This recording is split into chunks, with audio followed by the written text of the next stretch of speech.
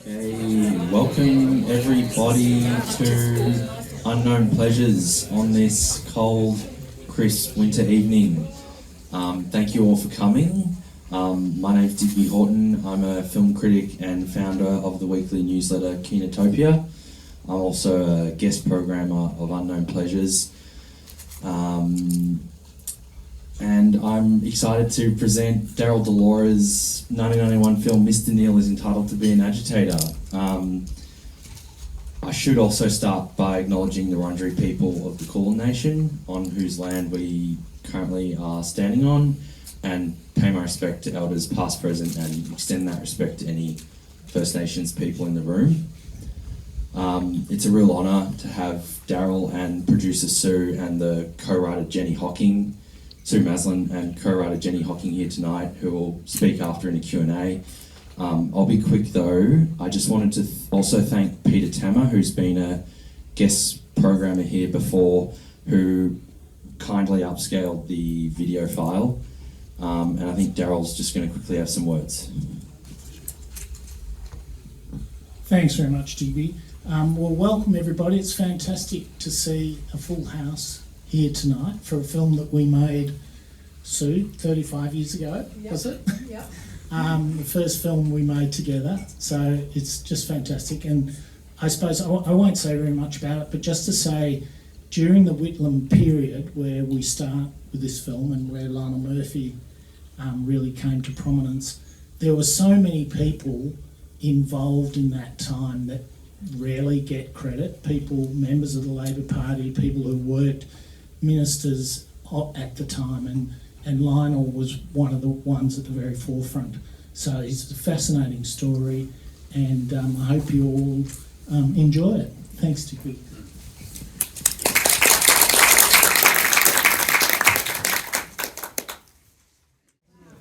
Well, welcome everyone again. Thank you, Daryl, Jenny and Sue. I thought I would begin in 1991 and ask what it was about this climate that made you want to tell the story of Lionel, given that it was maybe 4 or 5 years since his passing. I think that's really just reflective of how long it takes to get a movie made. So we probably got keen to do it, probably in the late 80s, I think, soon, not long after he died. I think Jenny might have written an article. In fact, I think she wrote an article called Mr. Neal is Entitled to Be an Agitator. And so, do you want to talk about that? I can't remember. But I do think we were very preoccupied with what was happening to Murphy at the time, because, well, you could continue, but we were living in Sydney when the media coverage was at its peak, and it was truly horrific. And the thing that struck me, and I think where this conversation ended up, was that there was just so little in the claims being made against him, and any thorough reading of the reporting showed that. And it was like a witch hunt, and I think the interest was sparked then, but it took, as Daryl said, several years before it came to fruition. Yeah, it was that thing where you just watched what was happening on the news every night, so probably through that period of the early 80s, and it was just appalling. And at the same time you could see that there was an extraordinary story to tell, but that was probably something that happened after it had played its course. We could see that, I mean, the more we found out about his life, the more amazing it was.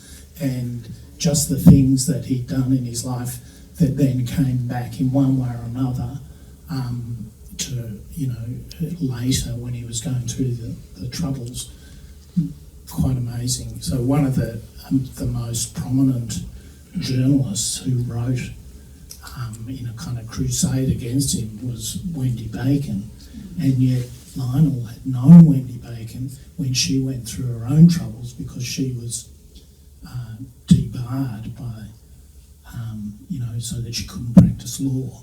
And he was one of her strongest supporters when she went through that. And yet to see her come back and attack him so viciously later was just extraordinary. And there were so many connections like that. Huge amount that we couldn't put in the film, of course.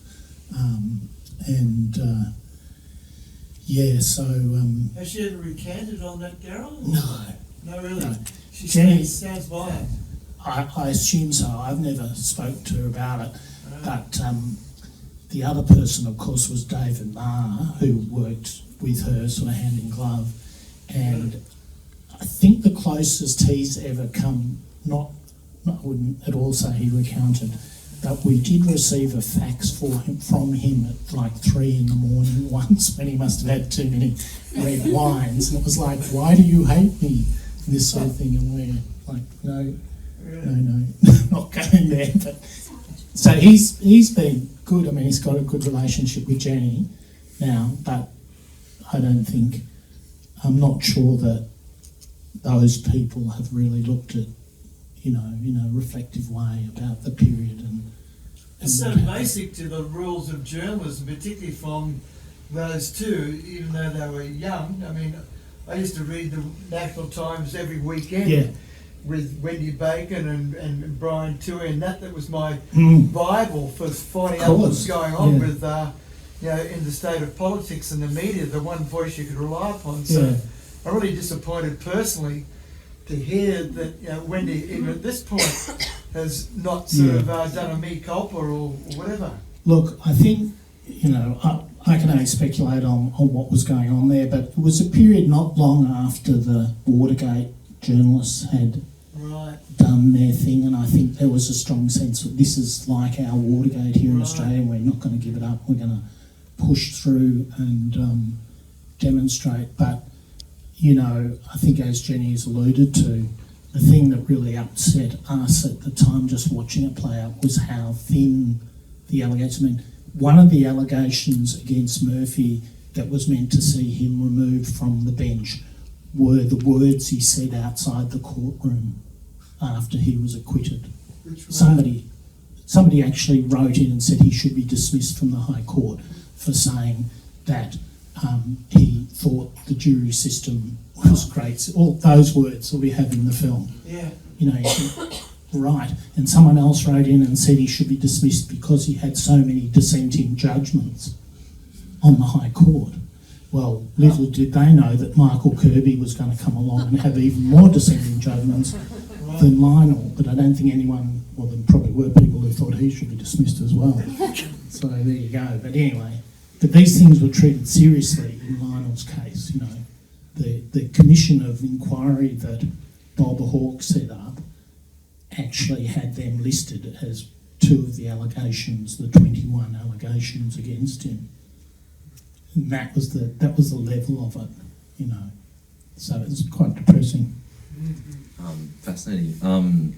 And Sue, I'm just wondering, as a producer, had you and Daryl developed a connection yet as creative collaborators, or was this something that Daryl approached you with, or what was the kind of pre-production and writing phase like for the film?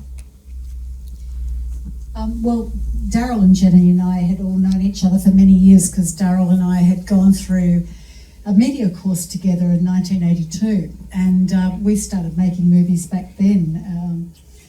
And in fact, one of our first films was a film noir that was so noir that it was underexposed by about 2 stops and you couldn't see anything, but it had lots of atmosphere and tone. But we just loved working together, and obviously, that friendship has endured for a very, very long time. But when Daryl and Jenny were, first telling me about this story, I just come off my first documentary film, which was a film called Thanks Girls and Goodbye. And in those days, we were idealistic. We were political filmmakers. In fact, it's just wonderful having John Hughes here tonight and Carol Sklan, because it was a culture of, we really felt as documentary filmmakers we could do something different to what was happening in news and current affairs in those days.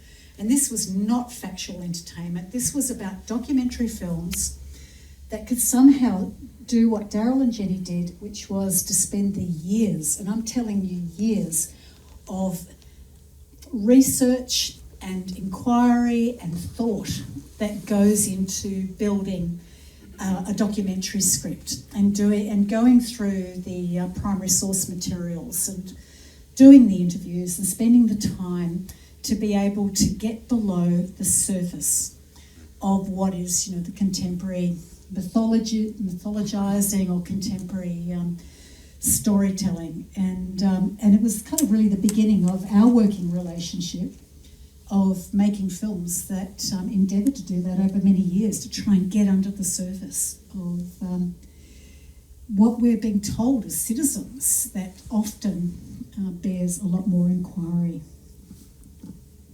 Yeah, and speaking to that in terms of the writing, it feels like the documentary paints so many different portraits of Lionel, both as a kind of a friend and a husband and a politician and a thinker. And I'm just wondering how you went about playing around with those kind of personas, Daryl, because it kind of swaps early on with that staged scenario, and then with him, you've kind of got that play on words where the journalists don't know much about him, and then there's actually a great deal about him. I'm wondering how you went about the research. Well, Jenny and I and our collaborator Ian Wansborough actually wrote the script, and we did a huge amount of research, and all the scripts that I've written as a documentary filmmaker, they've all been very, very detailed. So this was no exception. If you read the script, it would be very, very similar to the film that you saw tonight.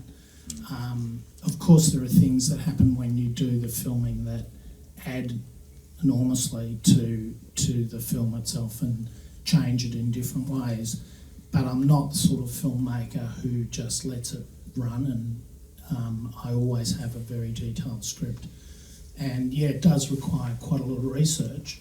But the great thing is that, say, this film was no exception, but a lot of my films have been interviews with people, with key people, and they're so almost always incredibly generous with their time, and they will tell you things in the research phase, which then we will then use to develop a script, and then come back later and film the filmed interviews. And usually they're very similar. Sometimes they change, and sometimes they're better. Sometimes they don't want to repeat things they've said in former interviews for various reasons. I mean, just simply sometimes people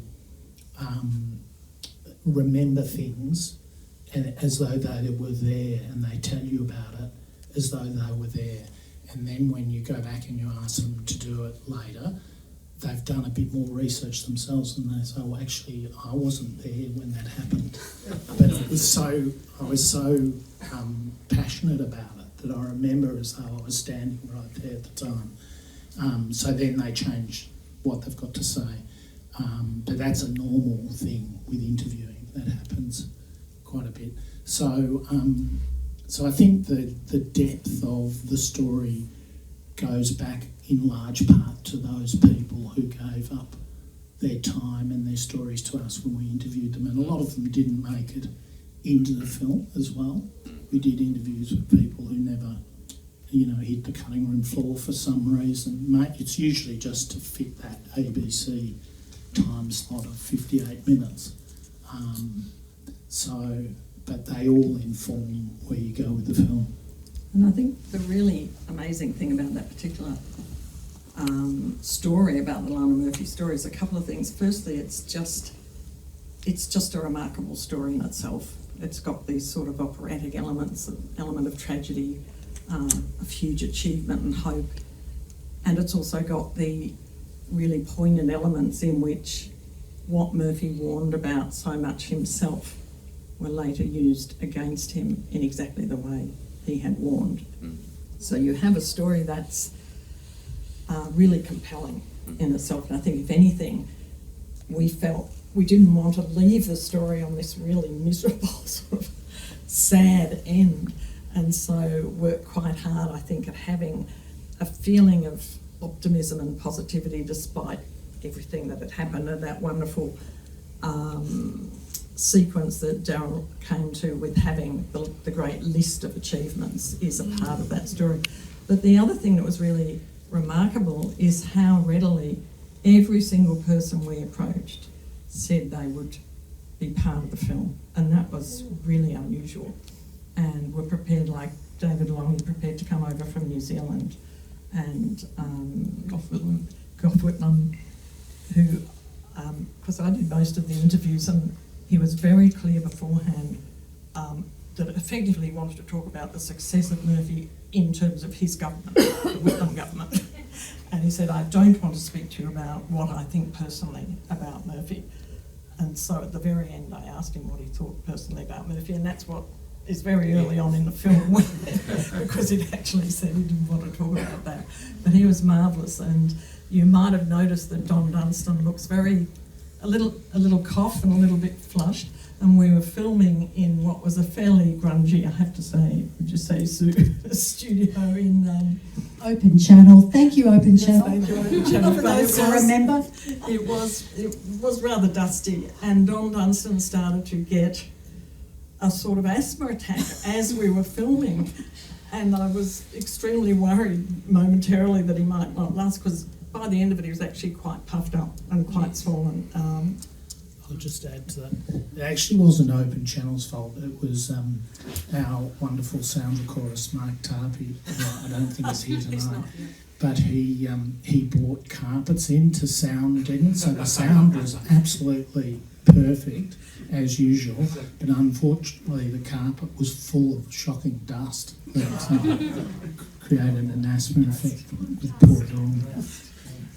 But, just back to the storytelling and watching it again. I haven't watched the film for a long time, and watching it again now, I don't know how you feel as an audience, but I'm just so struck in watching it in the contemporary setting where everything, politics is transactional, everything's transactional now, to actually see, a man who did have really strong, convictions and leadership and a vision, and working within a government that was actually trying to do something, is quite extraordinary. But also how prescient, so many of the things that are discussed by Murphy in terms of international law and the importance of environment and so on. It was so prescient. But that long list of the extraordinary legislation that Murphy and Whitlam and were able to bring in a 3-year period was the one thing that the ABC wanted to get rid of, because you don't have rolling text credits and nobody's going to be interested in that. And in fact, it's the one thing that everybody remembers. Yeah. It's just the sheer weight of achievement in terms of legal reform.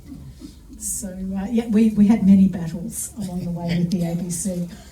Yeah, picking up on that point with today, it's interesting, and speaking of John Hughes and a lot of his films, and I think of this as a kind of a millennial cusp zoomer, progressive, that there seems to be a tendency, particularly amongst sort of the older generations of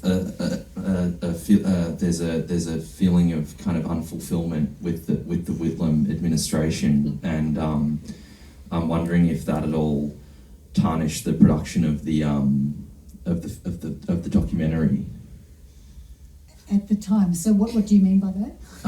Well, I mean, like John Hughes recently made a film called Twilight Time, looking at Desmond Ball's relationship to kind of the bases in Central Australia, and the kind of unfulfillment of Gough trying to stand up against the CIA, which is the beginning of the film tonight, is that the CIA were shit scared of Gough and the Labor Party, and there seems to be a resonance, particularly with your generation, of the kind of unfulfillment of this administration.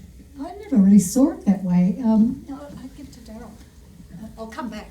If you mean, are we still trying to get over the 75 sacking? Yes. Yes, that's true. We're still not reconciled. So if anybody wants to say that Malcolm Fraser's a really good guy, forget it. No way. Totally not. I don't know, I just see them as portraits of courage, you know, whether it's Des Ball or, you know, Lionel Murphy or whoever. It's so hard for people to have courage in this, you know, contemporary political environment that we're in. But it's also very difficult, I think, for our journalists and our national broadcasters and so on to also have courage at the moment. We were quite happy that this film, when it came out, actually caused enormous controversy. We were quite happy with the fact that David Marr and Wendy Bacon really went us. That was fine, because every single thing in this film and every other film we've made together, we could stand by in terms of the research and the underpinning of every part of our argument, and the fact that it went to questions in Parliament, and you know that was just part of the kind of national conversation and dialogue that would happen around a film like this. You would never see this kind of film on the ABC now, and that to me is a great tragedy that we've now lost that sense of courage to be able to have films that you have to go to film festivals and to screenings like this in order to see these kind of movies now. Yeah, I feel like the Australian film industry, as far as independent documentaries is concerned, has sort of gone full circle back to a time where independent documentary just wasn't allowed in Australia, and so there'd be people still making it, like David, but that you'd have to go to an international festival where you might even get nominated by an Academy Award like he did, but you weren't going to get your films made in Australia, or if you did, it was an enormous battle to do so. And I feel like that changed a bit in the 1980s, 1990s, but gradually we've sort of trended back to that. So the sorts of films that you see on documentaries, that you see on television, on streamers and so on, they're product made sort of for the broadcaster. They're not really independent, and if an independent documentary maker goes to them and says, can we make this film, they'll say sure, but you have to have some prominent celebrity introduce it, and you need to sell it to the BBC first or something. So all these things come in which change the nature of the film. So they don't really take on board the independent filmmakers' work. They want you to make it like something. I once sat in a meeting with the head of Australian National Film Body, I won't say who it was, and sitting around the table were a few filmmakers like me and international buyers, you know, from Europe and all around the world. And she introduced the meeting by saying, yeah, here in Australia, we're 5 years behind the rest of the world. And I'm thinking, I didn't realise I was 5 years behind. But she was literally right, because she wouldn't buy or accept anything unless it had been done by the international people sitting around the table 5 years before. And then she could say, oh yeah, that was successful, so we'll do that here as well.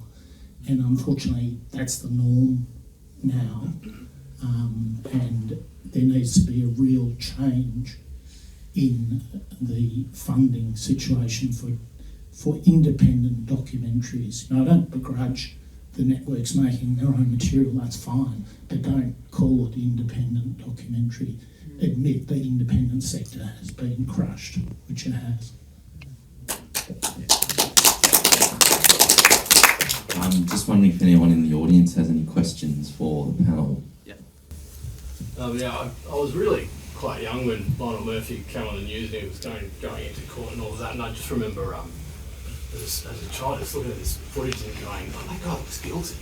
Yeah, that's all I remember. So it says something about the coverage. I just thought I'd throw that in there. But one thing that I wanted to ask was there was of course a Labor government in power during this whole period, and I'm wondering what sort of, what the attitude was within that government. Of course, there's a separation of powers, so they were probably limited in terms of what they could do. But yeah, and I noticed there weren't any members of that government in the film either. So I'm just wondering whether you wouldn't mind commenting on that.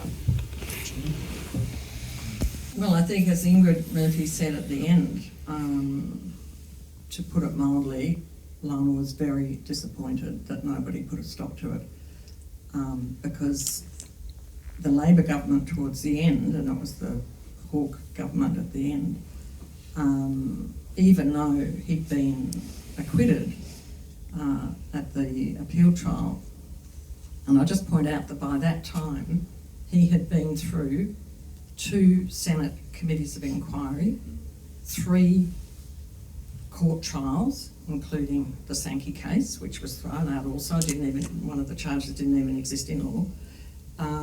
And now, following the acquittal on appeal, the Hawke government set up a commission of inquiry led by 3 justices, and that was the most appalling decision they could ever have made, and really that was the commission of inquiry that had only been sitting and hearing allegations, which was really all of them reruns of what had previously been alleged. There was literally nothing new in it, and we know that because the papers were released about 4 or 5 years ago. And it all began again. And when it was announced that Murphy was dying of inoperable cancer, they closed the whole thing down. He'd never even had an opportunity to answer any of these again. It was a civil process of finding of the sort of finding that could have had him and would have had him removed from the bench, but of course at a much lower level of proof than a court trial, which had already been found, where he'd been found not guilty.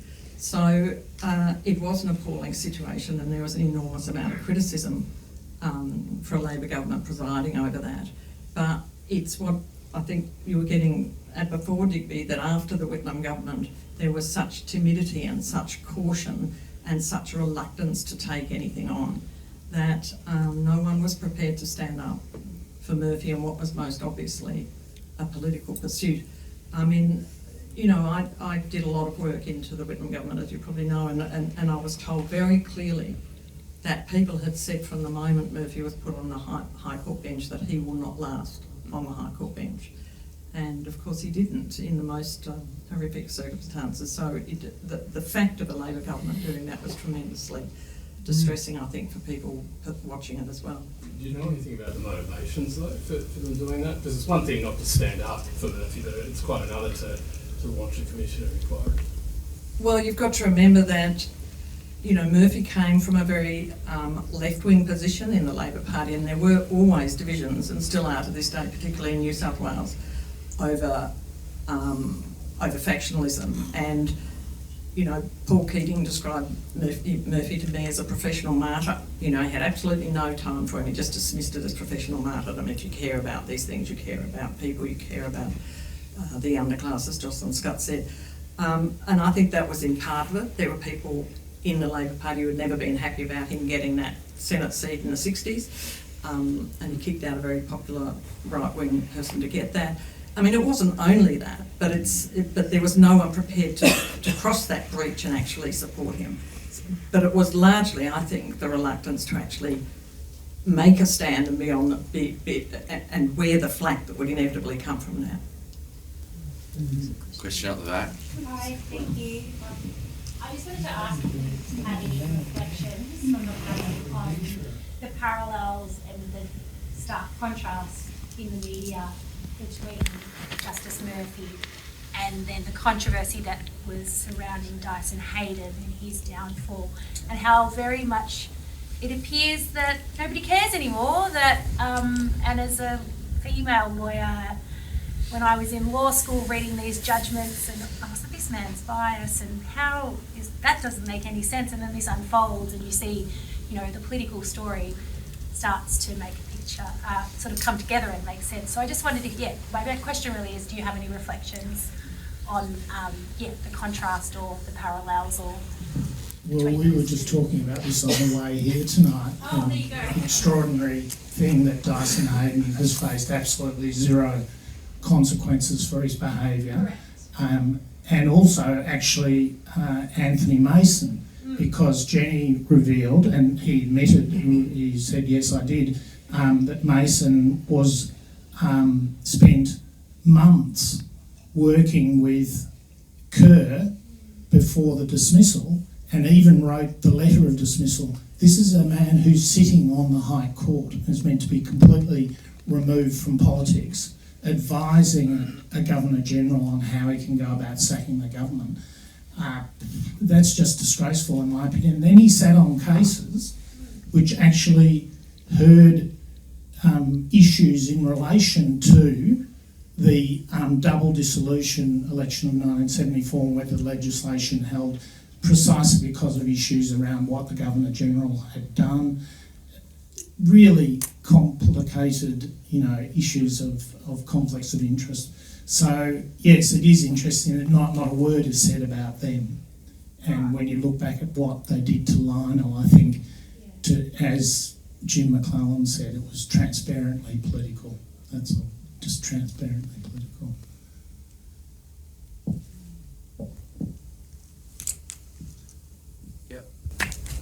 Interested in the role of Ingrid in that story and how prominent she was in your mind, because to me, aside from giving it some little bit of gender balance, she's like the heart of it, and she just like leaps off the screen, and it sort of leaves the legacy that I think you really were probably going after. And what were commissioning editors saying about putting her in the film, and how did you have to fight for that, or was it always part of the film? Ingrid was really happy to be involved, and I totally agree with what you're saying about her role in the film. We were also just talking about this tonight. Jenny started off interviewing Ingrid, and I think Jenny's academic approach to the interviews worked really well with everyone else, because they were seasoned performers and they jumped straight in with their prepared sort of talk, and they were great. But with Ingrid, she clammed up. So Jenny would ask her question, she'd say, I don't know, you'd have to ask somebody else. I don't know anything about that. And so we had a bit of a break, and after some time I asked her questions, and I just, as a layperson, I'm not a lawyer or an academic or anything like that, I just spoke one-to-one to Ingrid about her life with Lionel. And we had a really good rapport, and I'd spoken to her before, and as well, so had Jenny, but in that under the lights, it's always tough for somebody who's just a normal, everyday Australian being grilled about their life. And so she was fantastic, and yeah, I think she really is the heart and soul of that film in some regards. And I think the other person is Don Dunstan. I think he was wonderful, and he really came up with that thing that Jenny was talking about before at the end of the film. He had the really positive statement about Lionel's life, how incredible it was, and what he managed to achieve and what his legacy was. So the two of them together, I think, really made the film in some respects. I'd also like to tell you about what we actually really did have to fight for. And that was to have Ernie Dingo, an Aboriginal man, be the narrator of this film. It had not been done at that time. And the other thing was the ABC were dead against having the dramatisation of Mr. Neal at the head of the film. And they said, well, you can't start that film with, an Aboriginal story, everybody will change channel, you have to cut that, you have to change it, put it somewhere else. And we had to fight really, really hard in order to keep that opening sequence and the focus on Murphy's judgment, but the humanity of his judgments. It was very, very important to be able to show how it was absolutely rooted in that particular story. You know how we won that battle? It was because the ABC actually had another real problem with the film, and that is the sequence where you see the illegal police tapes being loaded, dramatised sequence, being loaded onto the police launch, and with being taken out to be dumped at Sydney Heads. all of which is documented, all of which we could demonstrate, through the various royal commissions and so on into it. This is exactly how it happened, and it was Telecom, with Telecom's knowledge actually, that this was going on. But the ABC had a real problem with seeing that Telecom logo. Nothing to do legally. It was, I suppose it was legal. They didn't want to be sued, by Telecom. So we did a deal. Okay, you can keep the Telecom logo in there if you put, and which we ultimately agreed to, in the narration that Telecom paraphernalia, recording equipment, etc. was used without Telecom's consent. Absolute garbage. But that, by putting in those 3 words, meant that we could have Mr. Neal earn bingo at the front of our film. The other part of that, remember, they also tried to, they were very, very antithetical to the title itself. Yes. The title was too long, it was too convoluted, it's not catchy, no one will understand. And that was part of the whole argument about, having Mr. Neal, having Ernie Dingo narrate and so on. And the amazing thing about that title is that within a year or so, it had become almost part of the vernacular, around the discussion of the role of law and law and politics and rights and so on. And I've even seen articles referring to somebody else being entitled to be an agitator because Mr. Marbo, that's right, entitled to be an agitator. And it was just so emblematic of Lionel Murphy in so many ways, but it was catchy. We thought it was catchy despite the fact that it was extremely long, or that it could catch on. And there was another element to that which is going to slip my mind. That was the wonderful thing is that when you see the actual wording of the judgment, to recognise that there's a High Court Justice in the 1970s, 50 years ago, actually referring and quoting from Oscar Wilde's The Soul of Man After Socialism.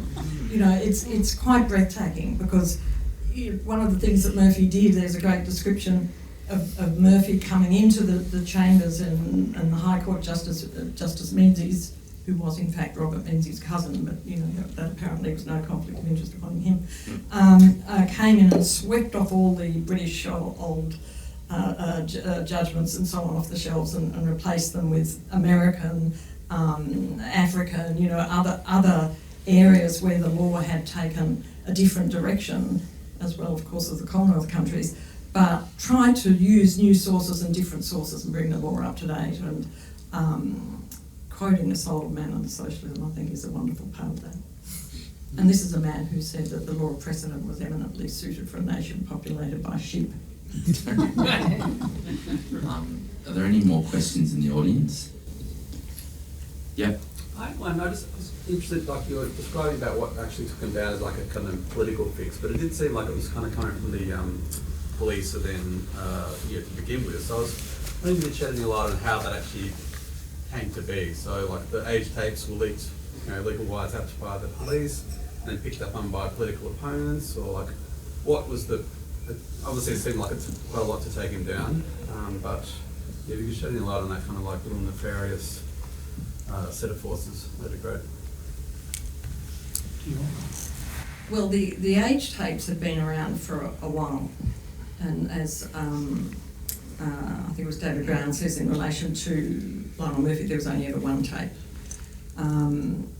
And Bob Bottom, who had them, and who had all you could say is had a very close connection to the federal police, had actually taken them around to several newspapers, all of whom had said, we're not touching them. We can't vouch for them. There's no veracity. We can't check these transcripts because there's nothing to check them against. And in the end, the Age took them, and they became known as the Age tapes. But they were enormously questionable from the very beginning. If you look at the supposed areas where Lionel Murphy is speaking to Morgan Ryan, there's just no issue in any of it. The Age reporting was so extraordinary that at one point it had in a block quote completely misstated who said what. It had Morgan Ryan saying one thing and Murphy saying another. In fact, they transposed them. And what Murphy was meant to have been saying was talking about going to a brothel and getting fucked or something, and it was actually Morgan Ryan, if you believe the tapes. The tape, sorry. So the transcript was it. So you know, they made the decision they would go with it, and they stuck to it from that point on. But there was always a question mark over whose phones were being tapped. The police said, and there were over 100 police engaged in this illegal phone tapping. Interestingly, the only material that turned up about Lionel Murphy actually dated from the Sankey case. And Morgan Ryan was the solicitor for Jim Cairns. So, you know, you have, as other people have said, the greatest criminal activity happening was within the police force. They're illegally taping either a High Court judge's phone, which I suspect very strongly they probably were, and what a scandal if that had been recognised, or at the very least Morgan Ryan's phone. But Morgan Ryan was the solicitor for Jim Cairns in that case while that case was going on. And that's where the tapes have come from. So the whole thing was entirely political. There's just absolutely no doubt about that. And why they were taken, why they weren't charged, is again pure politics, because they were all given subsequently no charges whatsoever. Well, we might wrap up, so could everyone give a big round of applause for Sue Maslin and Daryl Dellora?